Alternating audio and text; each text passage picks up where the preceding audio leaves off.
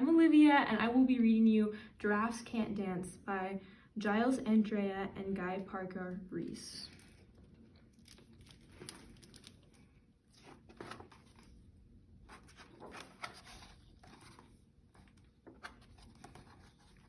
Gerald was a tall giraffe whose neck was long and slim, but his knees were awfully crooked and his legs were rather thin. He was very good at standing still and munching shoots off trees, but when he tried to run around, he buckled at the knees. Now, every year in Africa, they hold the jungle dance, where every single animal turns up to skip and prance. And this year, when the day arrived, poor Gerald felt so sad, because when it came to dancing, he really was very bad. The warthogs started waltzing, and the rhinos rocked and rolled. The lions danced a tango that was elegant and bold. The chimps all did a cha-cha with a very Latin feel, and 8 baboons then teamed up for a splendid Scottish reel.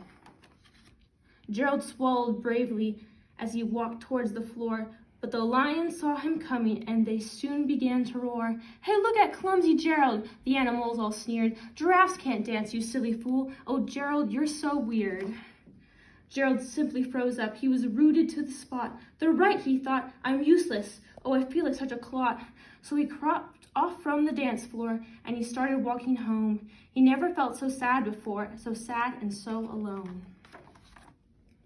Then he found a little clearing, and he looked up at the sky. "The moon can be so beautiful," he whispered with a sigh.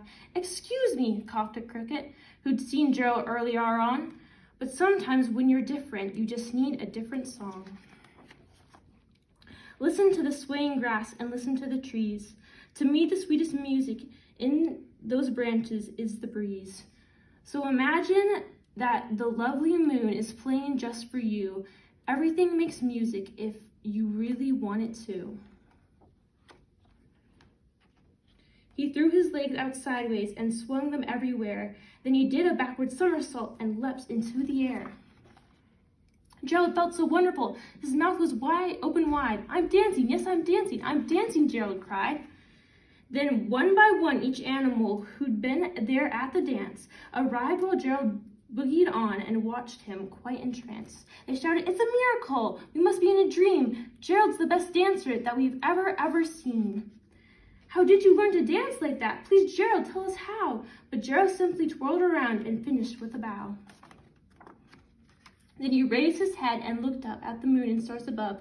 "We all can dance," he said, "when we find the music that we love." Thank you for reading with me and joining me today on Courage and Friends Reading Corner.